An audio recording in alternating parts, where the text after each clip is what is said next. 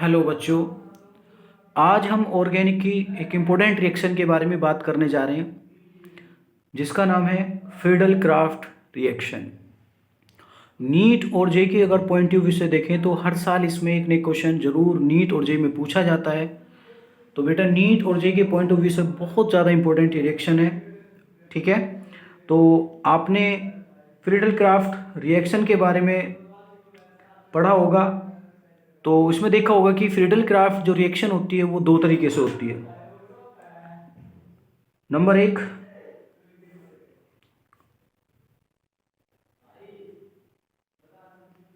Friedel craft alkylation,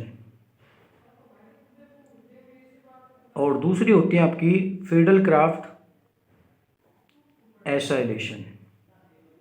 ठीक, तो Friedel craft alkylation में जो आप यूज़ करोगे बेटा वो एल्काइल हैलाइड यूज़ करोगे। जो आपका इसमें जो रिएक्टेंट होगा, रिएक्टेंट के साथ जो सबस्ट्रेट यूज़ किया जाएगा वो alkyl halide with anhydrous AlCl3।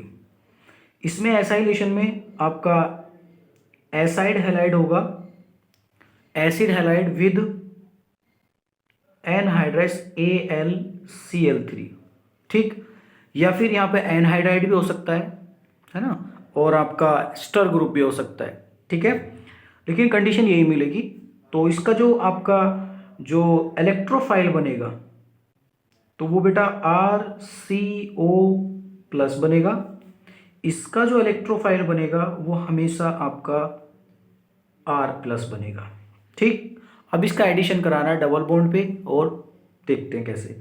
जैसे फॉर एग्जांपल मैंने एक एग्जांपल लिया एल्काइलेशन के लिए।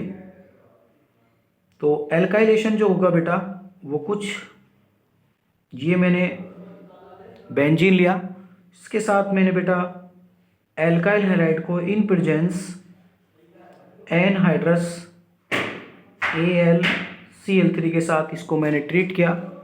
तो बेटा मेरे यहाँ से बनता है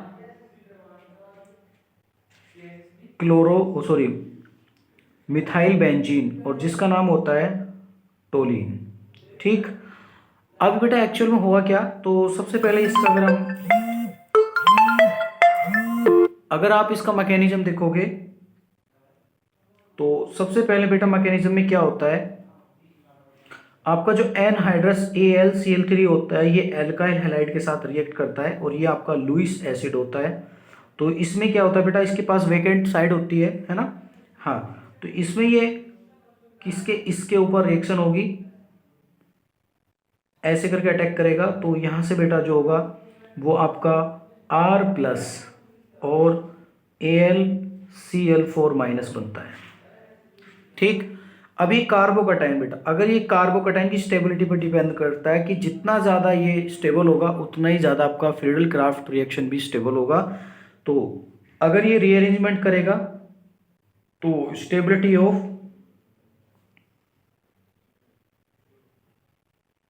रीअरेंजमेंट, अगर ये रीअरेंजमेंट होगा तो बेटा स्टेबिलिटी किस पर डिपेंड करेगी, स्टेबिलिटी ऑफ रीअरेंजमेंट। ठीक है, तो स्टेबिलिटी ऑफ कार्बोकैटायन किस पर डिपेंड करेगी, रीअरेंजमेंट पे। देखो कैसे बेटा, अगर मैं यहाँ पे बात करूं फिर उसके बाद क्या होता है, ये बेंजीन आती है और यहाँ पे आपका ये इलेक्ट्रोफाइल बन गया है R+, और ये डबल बॉन्ड इस पर अटैक करता है। और फिर इसके बाद जैसे ही इस पे बेटा आप रिएक्शन कराओगे तो कुछ इस तरीके से आपका इलेक्ट्रोफाइल जुड़ जाएगा। ठीक है, और यहाँ पे कैसा चार्ज क्रिएट हो जाएगा, पॉजिटिव। तो बेटा यहाँ पे हाइड्रोजन होगा तो यहाँ पर फिर से AlCl4 आएगा और एक अपना हाइड्रोजन रिप्लेस करेगा और इसके हाइड्रोजन को निकाल देगा।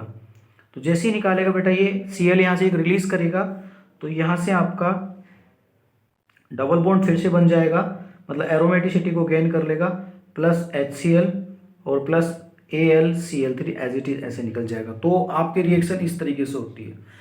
तो सेम इसी तरीके से बेटे जो इलेक्ट्रोफाइल बनेगा वो RCO+ बनेगा। अगर ये बनता है तो एसाइलेशन हो जाएगा। लेकिन मेरी जो आज की जो वीडियो बनाने का जो मोटिव है वो है बेटा प्रीवियस क्वेश्चन के ऊपर, कि प्रीवियस क्वेश्चन में काफ़ी अच्छे अच्छे क्वेश्चन पूछे गए हैं तो किस तरीके से पूछता है।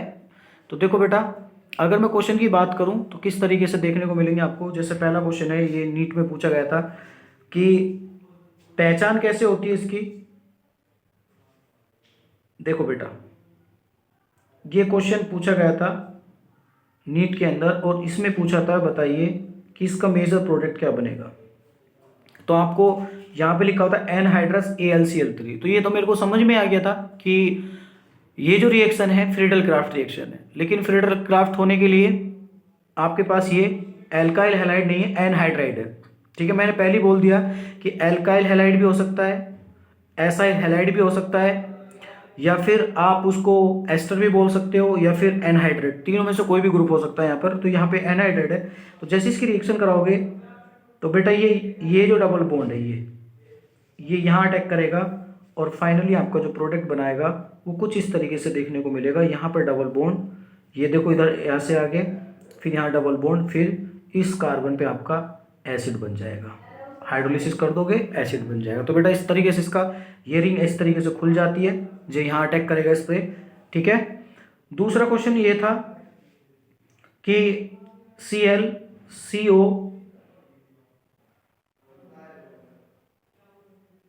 ये क्वेश्चन दे रखा था, इधर क्लोरीन दे रखा था और इस पे भी क्या डाल रखा था बेटा, AlCl3 डाल रखा था। तो क्वेश्चन में ये पूछा गया था कि बताइए मेजर प्रोडक्ट इस क्लोरीन से बनेगा या फिर इस क्लोरीन से बनेगा। तो प्रोडक्ट आप दोनों तरीके से बना सकते हो, इधर से भी और इधर से भी, लेकिन मेजर कौन सा होगा, हम मेजर पे फोकस करते हैं, माइनर को कभी हम कंसीडर नहीं करते। तो मेजर को देखने के लिए मैंने क्या करूंगा बेटा, मेजर अगर देखो ये टूटेगा तो यहाँ पे कार्बोकैटायन की फॉर्मेशन होगी, ये भी टूटेगा कार्बोकैटायन की फॉर्मेशन होगी। बट आपको पता होना चाहिए बेटा, एरोमेटिक रिंग के ऊपर कार्बोकैटायन अनस्टेबल हो जाता है, लेकिन अगर जैसे यहाँ कार्बोकैटायन बनेगा तो ये रेजोनेंस दिखाएगा। और आपको पता है कि कार्बोकैटायन उतना ही ज़्यादा स्टेबल होगा जितना उसमें रेजोनेंस होगा या फिर रीअरेंजमेंट होगा। तो यहाँ पे रेजोनेंस होगा, और कितने, एक बेंजीन के ऊपर अगर कोई फंक्शनल ग्रुप हो और वो रेजोनेटिंग स्ट्रक्चर शो करे तो कितने रेजोनेंस आते हैं बेटा, 5 आते हैं ना।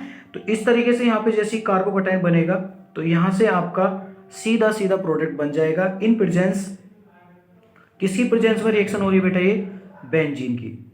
इस तरीके से आपको पेपर में देखने को मिलेगा। ठीक है, तो ये एल्काइल हैलाइड हो गया, ये आपका बेंजीन हो गई, ये रिएक्शन नहीं दिखाएगा, ये वेरी फास्ट दिखाएगा, वेरी फास्ट, तो मतलब मेजर होगी। तो बेटा सीधा है, यहाँ का Cl हटा दो और यहाँ पे बेंजीन जोड़ दो, बस इतना ही करना था। ये ट्रिक होती है बेटा छोटी छोटी क्वेश्चन को पकड़ने की, इस तरीके से जहाँ भी हाईलाइट हो वहाँ से तोड़ के और अपना ग्रुप जोड़ दो, ये लो बेटा, और यहाँ पे Cl एज इट इज ऐसे रह जाएगा, ये आपका मेजर प्रोडक्ट बन जाएगा। ठीक, क्वेश्चन नंबर 3, ये तो इससे भी ज़्यादा इंपॉर्टेंट है बेटा, कुछ ये तरीके से पूछा गया था क्वेश्चन,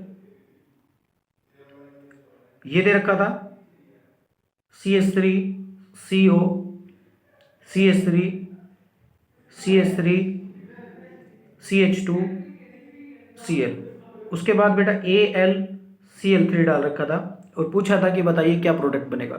तो सबसे पहले आपको ये पता होना चाहिए बेटा, जैसे ये बॉन्ड टूटेगा तो यहाँ कार्बोकैटायन बनेगा, लेकिन आपको पता होना चाहिए जब यहाँ कार्बोकैटायन बनेगा तो ये कार्बोकैटायन कौन से डिग्री का, 1 डिग्री का, लेकिन उसके बगल में जो ग्रुप है वो 3 डिग्री का। तो आपको पता है स्टेबिलिटी ऑफ कार्बोकैटायन 3 डिग्री पे सबसे ज़्यादा होती है, फिर 2 डिग्री, फिर 1 डिग्री। तो बेटा यहाँ से क्या होगा, इस मिथाइल ग्रुप का इस तरीके से रीअरेंजमेंट होगा और ये कार्बोकैटायन यहाँ पहुंचेगा और ये कार्बोकैटायन यहाँ पहुंचते टर्सरी कार्बन पे ज़्यादा स्टेबल हो जाएगा और फिर प्रोडक्ट कहाँ बनेगा आपका, टर्सरी से प्रोडक्ट बनेगा, ना कि 2 डिग्री से। तो कुछ इस तरीके से आपको बेटा प्रोडक्ट देखने को मिलेगा, मेजर प्रोडक्ट। मैं सिर्फ मेजर की बात कर रहा हूँ, ठीक है, ये आपका मेजर बनेगा। तो बेटा पेपर में ध्यान रखना है, क्योंकि इसमें क्या होता है, कार्बोकैटायन फॉर्मेशन होता है, कार्बोकैटायन फॉर्मेशन होती है वो स्टेबिलिटी गेन करेगा, और कार्बोकैटायन की जो स्टेबिलिटी होती है वो सबसे ज़्यादा होती है 3 डिग्री पे, फिर 2 डिग्री पे, फिर 1 डिग्री पे।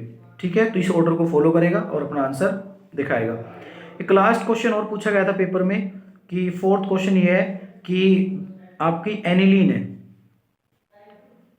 ठीक है, एनिलीन के ऊपर मैंने बेटा NH2 डाला, एनिलीन के ऊपर, और इसके ऊपर मैंने RX डाला। तो बेटा ये RX डालने के बाद कभी भी फ्रीडल क्राफ्ट रिएक्शन नहीं दिखाता है इन प्रेजेंस AlCl3, ठीक है, नो रिएक्शन, नो रिएक्शन। और ये रिएक्शन बेटा एसिड बेस रिएक्शन होती है, ये यहाँ अटैक करके इसको निकाल देता है और कुछ अलग तरीके का प्रोडक्ट बनाता है। तो रिएक्शन होनी चाहिए थी एरोमेटिक रिंग के ऊपर, बट होती कहाँ पे है, नाइट्रोजन के ऊपर, तो यहाँ से कभी भी रिएक्शन नहीं दिखाता है। एनिलीन के केस में फ्रीडल क्राफ्ट रिएक्शन कभी भी नहीं होती है। ठीक है बेटा, तो ये कुछ इंपॉर्टेंट क्वेश्चन थे किसके, फ्रीडल क्राफ्ट रिएक्शन के। तो बेटा अगर आपको ये चीज़ें अगर समझ में आई हैं और वीडियो अच्छी लगी है तो बेटा चैनल को सब्सक्राइब जरूर करना और वीडियो को लाइक करना। ठीक है, मिलते हैं नेक्स्ट वीडियो में नए टॉपिक के साथ और नए क्वेश्चंस के साथ। ठीक है, ओके बेटा, थैंक यू।